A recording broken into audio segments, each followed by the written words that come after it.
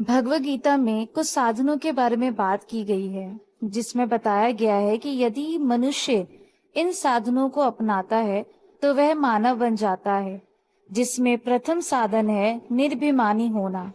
अभिमान तन का, मन का, धन का, विद्या का, जाति का और पद का होता है। इन सभी से दूर होना है। गुरु के इतिहास में दुनीचंद का उदाहरण है। वह एक धनी जमींदार था। अभिमान तो रावण को भी शायद इतना ना होगा जितना उसे था। उसकी 7 कन्याएं थी। एक दिन उनसे पूछा, हे पुत्रियों, बताओ तुम्हारा पालन पोषण करने वाला कौन है? 6 पुत्रियों ने उत्तर दिया, पिताजी, आप ही हमारा पालन पोषण करते हैं। हम आपका ही दिया हुआ खाती हैं। यह सुनते ही वह फूल कर कुप्पा हो गया। उसका कनिष्ठ यानी छोटी कन्या की प्रकृति सबसे अलग थी।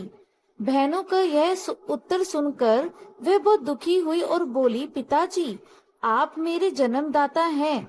आपके लाखों उपकार मुझ पर हैं। यह सब सत्य है, परंतु सभी का पालन पोषण तो एक परमेश्वर ही करता है। उत्तर सुनकर दुनीचंद आग बबूला हो गया, क्योंकि वह बड़ा अहंकारी था।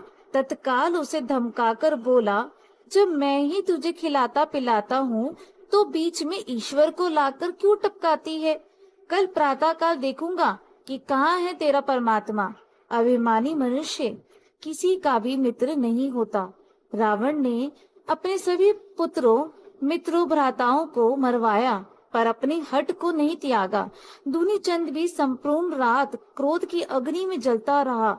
प्रातः काल होते ही उसकी गली में जो एक कुष्ठ रोगी था, जो अत्यंत दीनावस्था में रहता था, उसके पास अपनी कनिष्ठ कन्या को ले जाकर कहा, यही तेरा पति है, अब तू जा।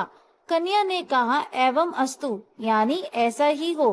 पिताजी, अब यही मेरे शरीर का स्वामी है, मेरे लिए ईश्वर है। वास्तव में ऐसी पतिव्रता नारियों के सत्य धर्म पर यह संसार चल रहा है।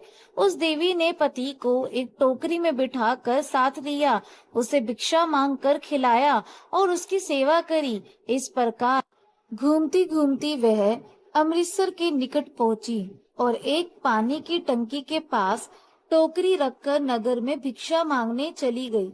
उसके कुष्ठ रोगी पति ने देखा कि उस टंकी के पानी से स्नान करके कौवे हंस बन रहे हैं। तब वह स्वयं भी उसमें स्नान कर सुंदर युवक बन गया और उसका कुष्ठ रोग भी जाता रहा। अंत में वे दोनों पति पत्नी गुरु अर्जुन देव के शिष्य बने।